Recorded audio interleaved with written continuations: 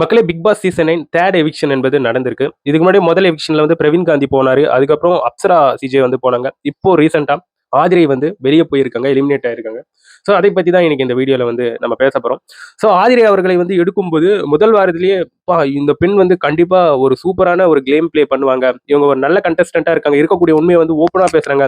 மக்கள் நிறைய பேர் வந்து ஓட்டு போடுவாங்க. இவங்க உண்மையாவே நல்லா விளையாட போறாங்க அப்படின்ற ஒரு தாட் நமக்குள்ள எல்லாருக்குள்ளயுமே இருந்துச்சு. பட் போக போக அந்த தாட் வந்து இருந்துச்சான்னு பார்க்கும்போது சுத்தமா அது வந்து போயிடுச்சுங்க. ஏன்னா இவங்க வந்து ஆதிரி அவர்கள் வந்து எது போன்ற ஒரு முன்னுதாரணம் எடுத்துக்கினாங்கன்னு தெரியல. ஸோ அவங்க வந்து முதல் பிக் பாஸ் நடந்தது பாத்தீங்களா, அதுல வந்து ஓவியா மாதிரி நம்ம நடந்துக்கலான்ட்டு எடுத்துக்கினாங்களா எப்படின்னு தெரியல. பட் அவ்வளவும் நெகட்டிவ் வாங்கி இப்போ வெளியே போகிற அளவுக்கு வந்து ஆயிப்போச்சு.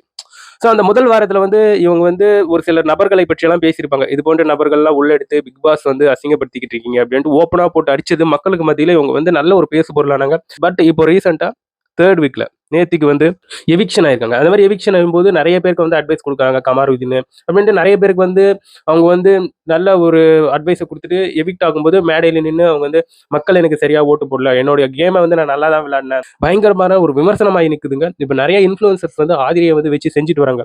ஏமா நீ பாட்டு எஃப்ஜே பின்னாடி சுத்திக்கிட்டு கிடப்ப, ஒரு நல்ல கேம் பிளே பண்ணல, அங்க போட்டிகள் நிறைய நடந்தது பிக் பாஸ் ஹவுஸ்க்குள்ள, அந்த போட்டிகள்ல எதுலையுமே நீ வந்து சரியா விளையாடல, ஆனா மக்களை வந்து நீ இந்த மாதிரி தப்பா பேசலாமா அப்படின்ட்டு பயங்கர கடுமையான விமர்சனங்களை வந்து ஆதிரி மேல வந்து இன்ஃபுளுசர்ஸ் வந்து வச்சுக்கிட்டு இருக்காங்க. ஸோ இது போன்ற ஒரு சூழல் சோசியல் மீடியால வந்து போயிட்டு இருக்கா. இன்னொரு பக்கம் என்ன பேசிக்கிட்டு இருக்காங்கன்னா, ஆதிரி அவர்கள் வந்து நிறைய பேசியிருக்காங்க பிக் பாஸ்ல இருந்து எவிக்ட் ஆகும்போது. அந்த டைம்ல வந்து சரியான வார்த்தைகளை வந்து விட்டுருக்காங்க. அதெல்லாம் பிக் பாஸ் வந்து கட் பண்ணி போட்டிருக்காங்க.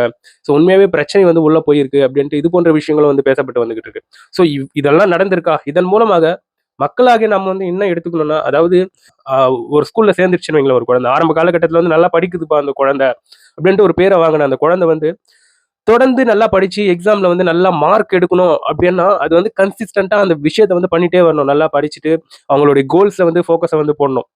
அந்த நல்லா படிக்கிற குழந்தை வந்து கோல்ஸ்ல ஃபோக்கஸ் பண்ணாம லவ் வேற எதனா தவறுதலான ஒரு பாதையில போனா அதோடைய முடிவு என்னவாக இருக்கும்ன்றது தான் இப்போ ஆதிரையுடைய ஒரு முடிவு. அவங்க ஃபர்ஸ்ட் வாரத்துல நல்ல ஒரு கேம் பிளே பண்ணாங்க. கடைசியில தேர்ட் மூணாவது எவிக்ஷன்லயே வெளியே வந்துட்டாங்க. ஸோ அதே போன்றுதான் நம்மளுடைய கோல்ஸ்ல நம்ம ஃபோக்கஸா இருக்கணும். நல்லா பண்ணிக்கிட்டு டக்குன்னு நம்ம ஃபோக்கஸ் தவறிச்சுன்னா வேஸ்ட். எல்லாமே வேஸ்ட். எல்லாமே அப்படியே கீழே விழுந்துரும். அதுக்கப்புறம் நான் முயற்சி பண்ணேன், எனக்கு எதுவுமே வரல, அப்புறமா வந்து அடுத்தவங்களை ப்ளேம் பண்றது, இதெல்லாம் சரி கிடையாது. இதை தான் நம்ம வந்து எடுத்துக்கணும். நல்லா புரியுதா? எனவே நண்பர்களே, ஆதிரி அவர்கள் வந்து பேசியிருக்கக்கூடிய விஷயங்கள், ஆதிரி அவர்கள் வந்து எவிக்ட் ஆயிருக்கிறது வந்து சரியா தவறா அப்படிங்கிற ஒரு விஷயத்த என்னோட கமெண்ட் செக்ஷன்ல பதிவு பண்ணுங்க.